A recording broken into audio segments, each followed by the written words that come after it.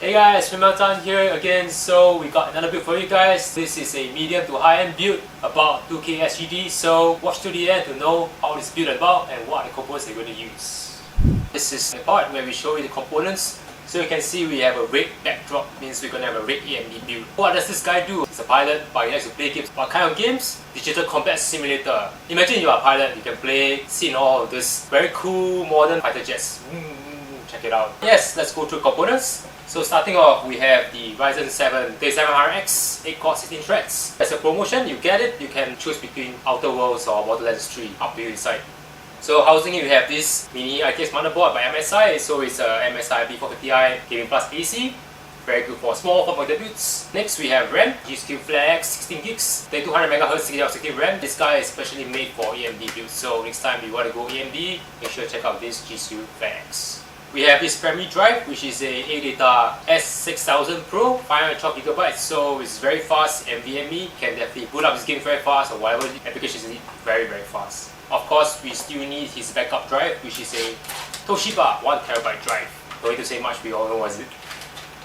Powering it, we have the Seasonic Focus Plus SGX650. This guy is very good for small form factor builds, and also by Cobel, 10 years warranty. This is very special by Cobel. Check it out if you're ever in Singapore, only in Singapore. So we're wondering what's missing. Of course, the graphics. We all need powerful graphics to run powerful games. This is the Gigabyte Radeon RX5700. We have chosen the blower style model because, as you can see from our previous video, the Snow Edition video, the blower style model is very good for small form factor builds because of this fan blower style here. More on that in the later part where we go through the case and why we chose this kind of model. Plus, we have a very bona fide licensed copy of Windows 10. What's missing? We all need somewhere to house it in, right? I'm going to show you something very special today. We'd like to bring Gordon out to show you what's so special about this new case.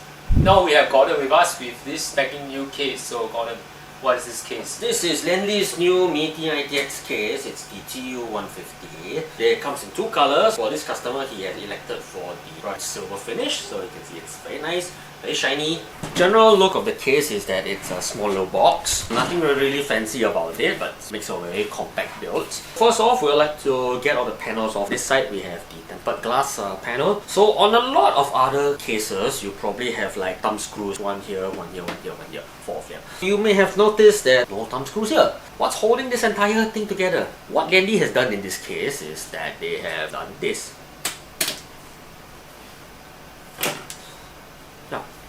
So what they have done is that they have things here, little notches here, and they have corresponding points where they just latch in. So that's why it just comes out just like that. So likewise, the back part also detaches in the same way.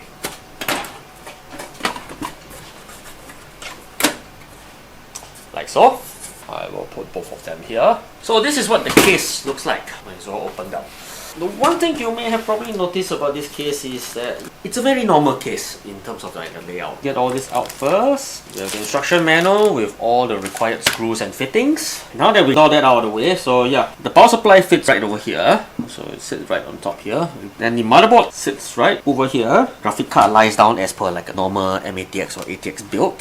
One thing you will notice about this case is that unlike a lot of other designs, it doesn't come with any default case fans at all. There's good and bad points to this. The good point being that if you're the kind of builder or user who likes to pick and choose his own chassis fans, or maybe you want to pick your own fancy RGB fans to go inside here, you certainly can do so. But if you're on a tight budget, you may want to take into consideration that you have to budget for the price of the case itself and the fans that you need to go inside here. At the bare minimum, you're probably looking at least one to the back and one to the front down here. There are slots for 2 additional 120mm right below here. So since the graphic card is going to sit right over here, if you install 2 120mm fans here, this you will configure as intake to blow directly at the GPU. So this is probably good for those hotter running GPUs like the 2080, 2080 Ti, that kind of GPUs. The front comes out easily as well, and this is the front air filter. So when you get this guy out, very easy, just take this out. So you mount your fan right here, and the filter goes right over here. So in terms of maintenance for this case, it's very easy because the front goes on just as easily. yeah, yes, I forgot. Okay, this is all the I/O. Power button, reset button, 2 USB 3 ports, headphone jack, microphone jack, as well as a USB Type-C connector. This is rather normal. You're probably wondering what this thing is. This is the interesting part. Because you see, this thing, you have a handle. You could carry this guy around from one LAN party to another LAN party. But let's see whether is it really heavy when you put all the components inside. Yeah, that would remain to be seen. But the one thing I like about the handle is that it doesn't look like an afterthought, like somebody added in at the last minute. It feels very solid. A mechanism that allows it to extend and retract. To retract it, to extend, hold here. Quite easy. Very solid mechanism. It gives you the confidence that this thing is capable of handling the weight of the set once it's put together. So all in all, I would say this looks to be a very interesting case to build in. We're going to see in part 2 of this video how this guy is going to look like with all the components inside it. Okay, right, the build is done. Usually at this point in time I'll be describing left, right, up, down and center as to how this build is. But I think seeing is better than probably hearing me talk about it. So without further ado, I'll just let the camera do the work.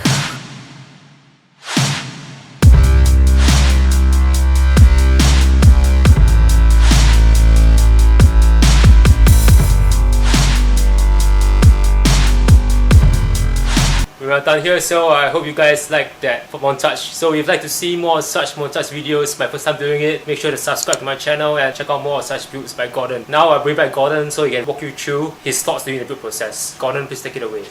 Let me just take you through as to how it looks like. From the outside, you can see that we have done all the things. We have put in an RGB LED strip right down here, which is controlled by the motherboard MSI Mystic Light Sync software. To get a better view as to what's going on here, but first, one thing that crosses your mind is probably, why is this part here blacked out? To answer that, let me get this guy open.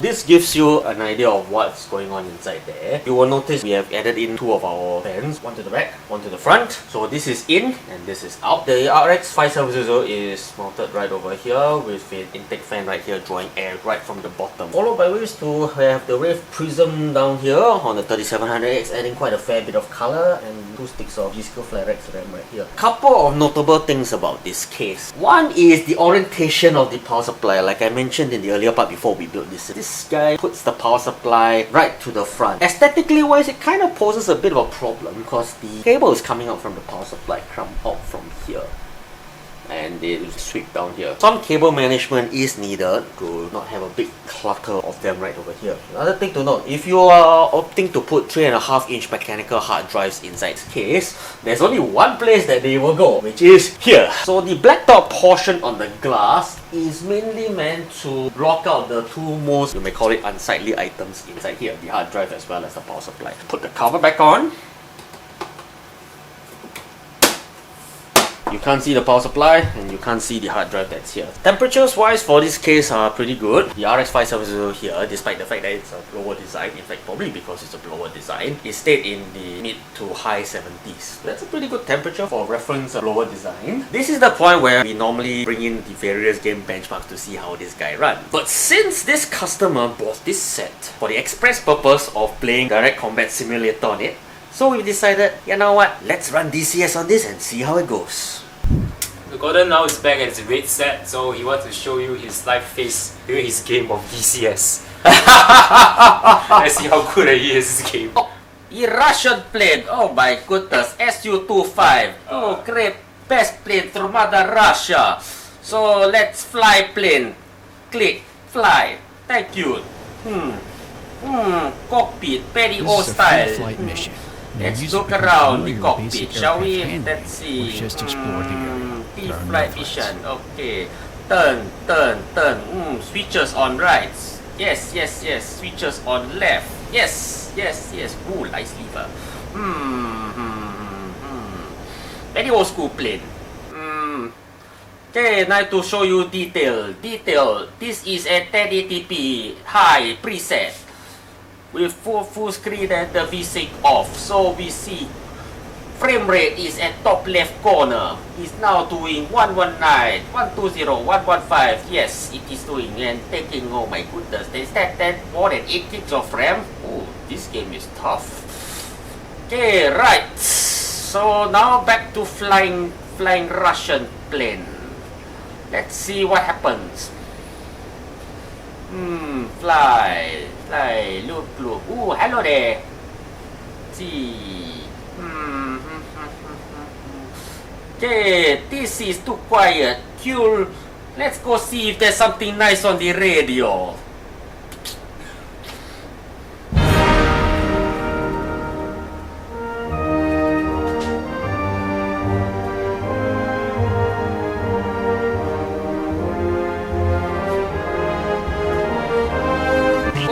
I think my plane is going down. Oh dear. Okay, thank you. Russian plane, pull up, you putty piece of crap. Well, why are you going to ground? What the? I know, fireball.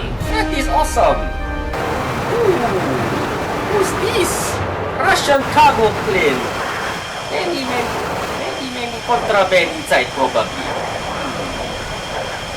So now we come to the part where I give my thoughts as to how the rig has turned out, especially given what the requirements that the customer has set out for us. How has it done in that aspect?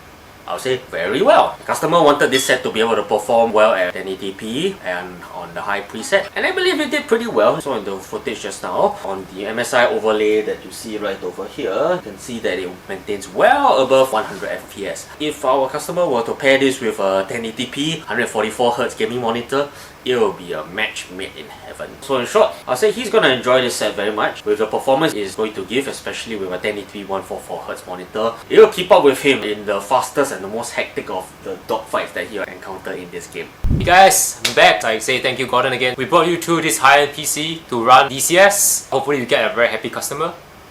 Oh yeah, I know you can see this. We have RD2 at the back. Yeah, this Radeon Redemption 2. So there's something special about this going on. If you want to know what's going on, make sure to subscribe to our channel. You will see what's going to happen with RD2. So in the meantime, before I end, check out my other videos in my Asus playlist, my tech playlist, and whatever place that you want to watch all the videos. I don't know what I'm talking about right now. I'm so tired, but